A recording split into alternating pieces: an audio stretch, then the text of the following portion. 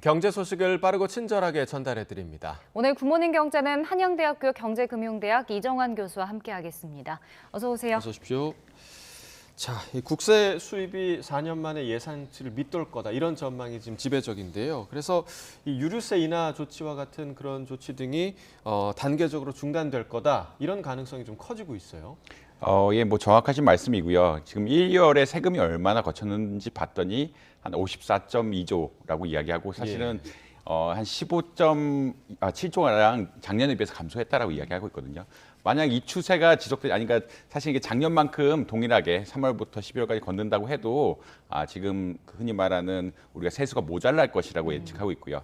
결국은 정부가 한 해 예산을 정해놓고 얼마쯤 세수가 거쳐서 그거를 세금으로 메꾸겠다라는 전반적인 계획이 있는데 그것에 비해 그 3월부터 12월까지 제대로 걷어도 모자란다는 이야기를 많이 하고 있고 지금 상황상 사실 그렇게 될 가능성도 굉장히 적거든요. 가능성이 적다는 이야기는 작년보다 아무래도 경기가 저하되고 이에 따라서 소득이 감소되고 기업들이 수익이 줄어드니까 세금이 줄어들 수밖에 없는 상황이라 아마 지금 예측대로 간다 그러면 정부가 예산을 집행하는 거에 비해서 세금 걷는 게 모자라지 않을까라고들 많이 예측을 하고 있습니다. 이런 우려를 이제 추경호 장관님께서도 어떠한 이게 올해는 좀 부족할 것 같다라고 메시지 던졌고요. 사실 이것을 극복하는 방법은 결국은 세금을 많이 걷거나 정부 지출을 줄이는 방법이겠죠. 뭐 이게 사실은 간단한 이야기인데 세금에 대해서 가장 최근 어떻게 보면 뭐 문제가 되는 것 혹은 인상할 수 있는 것은 유류세라고 지금 많이들 보고 있습니다. 유류세 인하를 작년에 하면서 한 5.5조 가량 세수가 결손이 났다라고 이야기하고 있거든요. 아무래도 에너지 비용이 굉장히 많이 올라갔는데 그것을 민생에 반영하는 것을 좀 줄이고자 유류세 인하를 단행했는데 그것이 사실은 세수 차원에서는 안 좋은 이야기고요. 그 유류세가 특히 거의 단일 세원으로서는 가장 중요한 세 항목이기 때문에 이제 지금 뭐 경유는 37%, 그다음에 휘발유는 한 25% 정도 유류세가 인하된 상태인데 그것을 다시 원상복귀하지 않을까라고 많이들 예측을 하고 있습니다. 그다음에 이제 자동차 개별 소비세 같은 것도 지금 한 30% 정도 감소된, 흔히 말해서 깎아준 상황이거든요. 아무래도 이제 코로나19 때 경기가 위축이 되다 보니까 자동차 개별 소비세 같은 것들도 좀 깎아준 상태인데 이것도 올리지 않을까. 그리고 종합부동산세 기준이 되는 흔히 말하는 공시가액 대비 얼마나 세금을 매길 것이냐 이런 기준들이 있는데 그러니까 작년에 종부세가 너무 많이 나왔다라는 이야기가 나면서 원래 한 80% 되던 걸 60%로 내렸는데 이 흔히 말하는 공시가액을 평가하는 비율을 다시 80%로 올리지 않을까라고 많이들 예측을 하고 있습니다. 네. 자, 그런가 하면 지금 고금리 상황이 계속되면서 은행 가계대출은 3달 연속 감소세로 나타났습니다. 근데 반면에 주택담보대출은 2조 원 넘게 늘어났다고요. 사실은 은행의 가계대출이 크게 봐서는 신용대출이라고 이야기하죠. 담보 같은 것들이 없고 개인의 신용에 기반한 신용대출이 있고요. 주택담보대출이 있는데 신용대출 분야는 많이 감소를 했습니다. 아무래도 금리 인상이 신용대출엔 직격탄을 맞을 수밖에 없거든요. 네. 신용대출이라는 것은 개인의 신용에만 의존한 것이고 다시 말해 담보가 없기 때문에 금리가 빠르게 올라갈 수밖에 없고 이런 이자 비용에 대한 부담이 있는 이런 개인들은 사실은 신용대출 부분은 많이 감소시킬 수밖에 없다라는 그런 사실이 있습니다. 근데 그 가계대출 중에 주택담보대출은 왜 많이 늘었느냐? 네. 이것의 영향은 특례 보금자리 론의 영향, 그 특례 보금자리 대출이라고 보통 이야기하는데 이것의 영향이 아니었을까라고 많이 평가를 하고 있고요. 사실 3월에 주택 거래 같은 것들이 계속 1만 건 이하로 가다가 1만 건 이상으로 늘어났거든요. 이런 것들이 어떻게 보면 정부가 대출 적극적으로 해주면서 부동산 시장의 경착륙을 막는 이런 정책들을 폈고요. 이런 것이 효과를 발휘하면서 흔히 말해서 대출을 일으켜서 집을 산 분들이 꽤 많았다라고 아마 이야기를 할 수 있겠습니다. 근데 뭐 사실 오늘 금통위가 있는데 네. 이 가계대출이 지금 준 양이 뭐 그렇게 많지는 않거든요. 그래서 금통위가 오늘 아마도 동결할 거다라고 예측을 많이 하고 있는데 지금 뭐 가계대출 지표라든지 이런 것들은 아마 큰 영향을 미치지 않지 않을까. 결국은 예측대로 지금 경기 하락에 대한 우려 그리고 수출 감소에 대한 우려들이 굉장히 심해지고 있고 가계부채는 뭐 약간씩 감소하는 양상이니까 정부에서 큰 고려는 아닐 것 같고 이래서 아마 동결이 되지 않을까라고 많이들 예측을 하고 있는 것 같습니다. 네. 자, 이제 전기차 얘기도 좀 해보겠습니다. 미국이 2032년까지 신차 3대 중 2대는 전기차로 대체하겠다. 이런 계획을 발표했습니다. 그러니까 2032년이면 지금 10년도 안 남은 상태인데 굉장히 좀 급진적이지 않을까 생각이 드는데 자동차 업계에서 그 관심을 가질 만한 그런 소식이 아닐까 생각이 됩니다.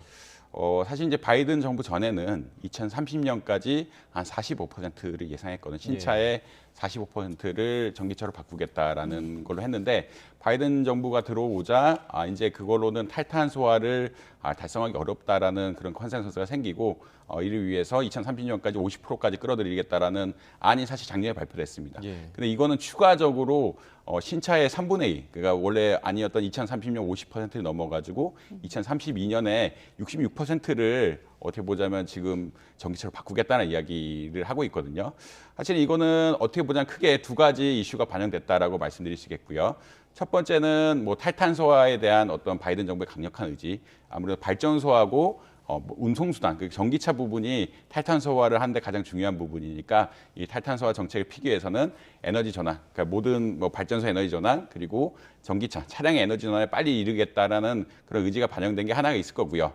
두 번째는 위기감이라고 생각을 하는데 뭐 이건 좀 개인적인 견해지만 사실은 전기차 분야는 중국에 비해서 미국이 어떤 전반적인 인프라라든지 기술력 같은 것들이 꼭 썩 낮다라고는 말씀드리기 어렵습니다. 그렇기 때문에 이번에 강력하게 이런 기준을 마련하면서 인센티브를 주겠다는 이야기고요. 지금 이런 정책을 피면은 3분의 1을 달성하기 위해서는 어떤 정책들이 필요하냐. 결국은 보조금 정책, 그 R&D 정책 이런 것들이 갈 수밖에 없거든요. 이런 것을 적극적으로 피면서 중국에 비해서 약간 어떻게 보면 인프라라든지 이런 거 전기차 분야 약간 뒤떨어져 있고 특히 배터리 같은 경우에는 보는 희소 광물이라고 이야기하는데 중국의 의존도가 굉장히 높거든요. 중국의 굉장히 의존도가 높기 때문에 미국이 에너지 흔히 말하는 자립을 좀 이상한 이야기이긴 하지만 왜냐하면 너무나 이제 배터리를 만들 때 중국의 의존도가 높으니까 희소 광물 같은 것들이 이런 것을 극복하고 흔히 말하는 자립적인 공급망 체계를 갖춰서 빨리 이행하겠다라는 의지를 반영한 것들이 아니냐. 그리고 큰 틀에서는 탈탄소화하고 에너지 안보, 그냥 산업, 뭐 흔히 말하는 경제 안보라고 이야기하는데 미국이 이제 배터리 분야에서 중국과의 관계를 끊고 올해 인센티브를 적극적으로 주면서 빨리 흔히 말하는 에너지 안보, 경제 안보를 달성하겠다라는 의지가 반영된 것이 아니냐 이렇게 평가를 하고 있습니다. 네. 자, 코스피는 8개월 만에 2,500선을 또 회복을 했습니다. 주력 산업이죠. 반도체와 2차 전지 관련 주가가 좀 상승을 이끌었던 것 같아요.